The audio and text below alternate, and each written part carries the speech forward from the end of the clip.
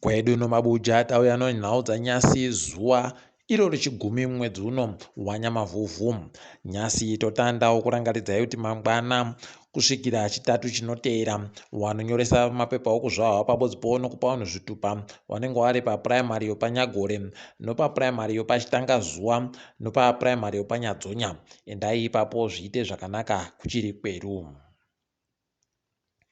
Munhau dzanyasi gurukota rinoringa nezvousahwirano dzimwe nyika Frederick Shawa arimo muSouth Africa maari kuita akatomboka nyai naNaledi Pandor gurukota rezvousahwira kuSouth Africa.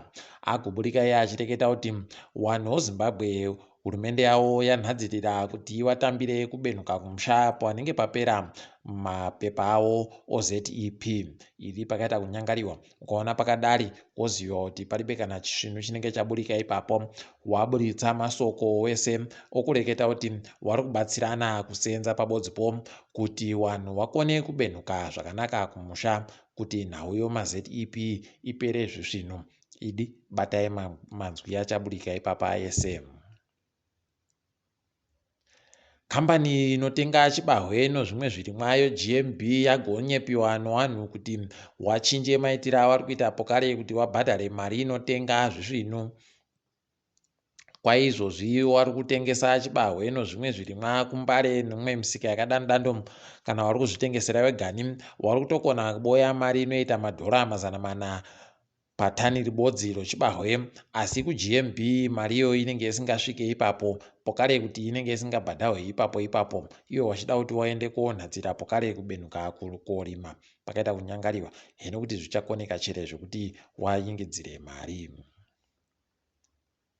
Kana maimbofunga kuti hurumende inoperehwa nezvekuita agochinjai mafungiro ipapapa zvopfumvudza waona kuti zvaita kuramba zvindonetsa kuramba kwacho kusenza wabenuka pokare.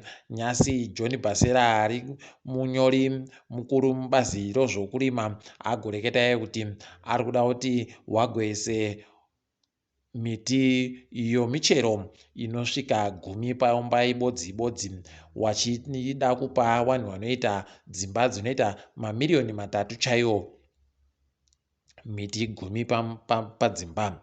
Ipapa wagoreketa kuti kwaizvozvi zvinoita kuti kusaike nzara pokare kuti vanhu vaboye zvekudya zvakakwana uye zvakawanda zvine uromba hwakanaka pakaita kunyangariwa. Chiringai muone majiyo achaita mari pokare ipapa asi nzara ichiramba yakaita kugara vanhu matunduru zvakaita kunyangariwa chaiko. Mapurisa asunga Charles Moyo. Kwai Charles Moyo uyu asungiwa ari papurazi pachepo Sidhakeni iro purazi ravari pabodzipo naNasipo Malunga.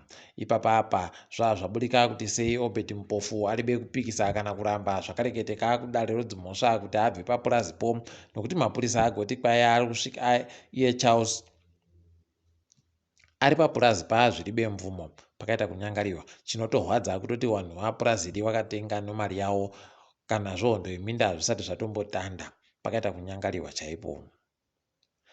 Ipapawo pokare nyasi kuguta roPlumtree paita inonzi Company Africa Lodge yatsva iri imba inogara vanhu vachisvikira warendo vachibhadhara mari. Kwai guta roPlumtree riri rabva ratoita kuchinja pokare kuti hosaya kuti kohokonai apa kwai muridzi weiyo Company Africa Lodge ndiye mubodzi anonzi Charles Moyo.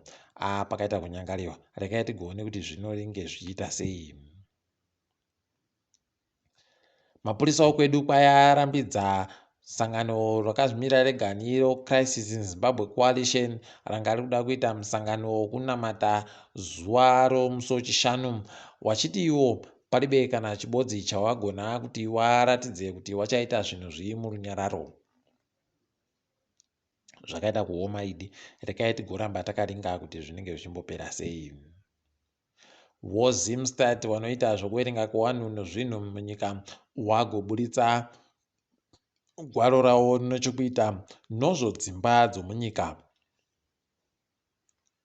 Wati nyepaiwo kuti kwai dzimba dzese dziri munyika kumadhorobha kuno dzimba dzakawanda asi kumaruwa kuno dzimba shoma asi zhinji dzimba dzinosvika zvikamu 95 kubva muzana dzadzimba dzochimanjimanji. Asi wakati iwo padzimba dzesedzi kumadhorobha kunogara vanhu vanosvika zvikamu 50 waridzo dzimba pabodzipono zvikamu 10 wari vanhu vanondoroja dzimba dzavanenge vari kugara ipapo. Ipapa agotoreketa kuti zviri kutofadza kuti kwai vanhu vanosvika zvikamu vanopfuura zvikamu 20 vari kuseenzesa magetsi avo egani anosanganisira sora nezvimwe zvakadando. Apapo kare vanoita zvikamu 33 vachiri kuita zvokupisa manyara.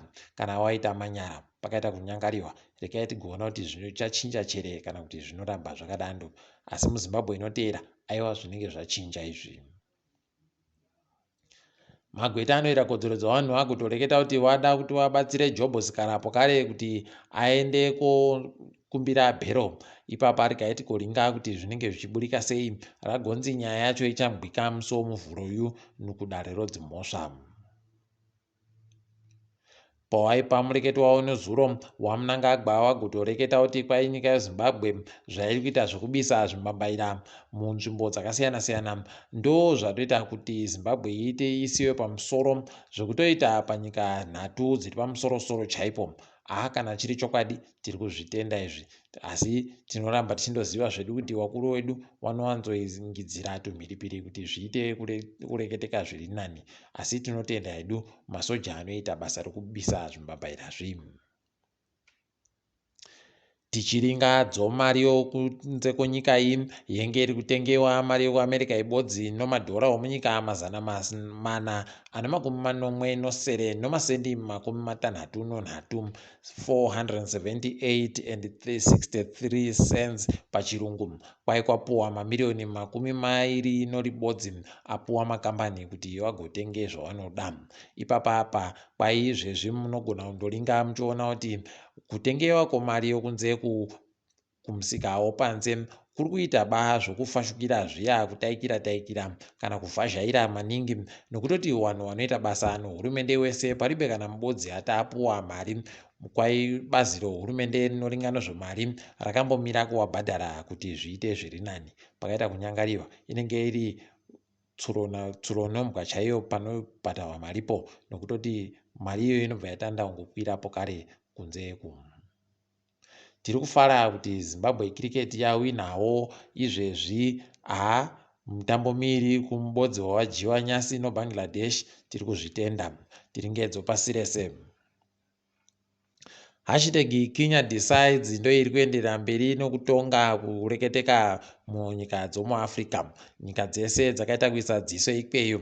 Rekai tigoringe kuti zvinobuda sei. Paribe agoburika wanoita zvokuita zvosarudzo zvomuKenya waribe kuburitsa kuti zvakambotekaira sei, asi kuri kunziko Idi Raila Odinga naWilliam Ruto ndo wakatoita kuita kunyangarirwa wari kuenda wakaita kuringana usu nousu chaiko. Apa kwai vanhu vakaenda kovhota vanosvika zvikamu 56 basi. Tiri kutofara kuti vanhu vange vari kunze kwenyika yoKenya iyi wari zvavo zveKenya wakanyoresa kuvhota wakabvumirwawo pokare kuti wavhote. Toramba tichizvitenda izvozvo. South Africa inoita dhirama idi. Kuno vamwe vanhu vanga watozvifungira zvavo kuti vachaenda kosunga mutungamiri wenyika inonzi pachirungu citizens arrest. Pakaita kunyangariwa zvakaita kutadzika kuitika, asi kutoti vanhu vanga watofunga kuti vanozvikona izvi ndo dhirama chairo zvakaita kuoma idi. Kwai hurumende yokuNigeria yagopa vanhu hunhu hwokuisa mumanja yavo kuti kugovabatsira kuti vabenhuke pokare kobayisa vapwere nhomba. Unotoita kusaya kuti kohokonai vanhu kutadza kukoshesa utano hwavo zvakaita kudando. Heno mabi yangu, asi zvakaita kunyangariwa. KuCameroon kwai Boko Haram yakuita kurura ikweyo, iri kuita kuenda ichindoita kopamba vanhu, ichinyanya kupamba wabvana pabodzipo nomadzimai anenge achiri kuonekera kuti vachiriwo chidiki, woenda nawo paribe agoziva kuti zvivi zvinenge zvichigoitika, asi vazhinji vanotoenda korepiwa ikweyo. Zvakaita kunyangariwa. Saka tichigara kuti vanhu ava wasvinoba idi. Kambani yoSamsung nyasi yaburitsa iri kunzi foni tsvinu guruguru yakanzi Z Fold 4 idi yakaita kunyangariwa chaiko foni yacho.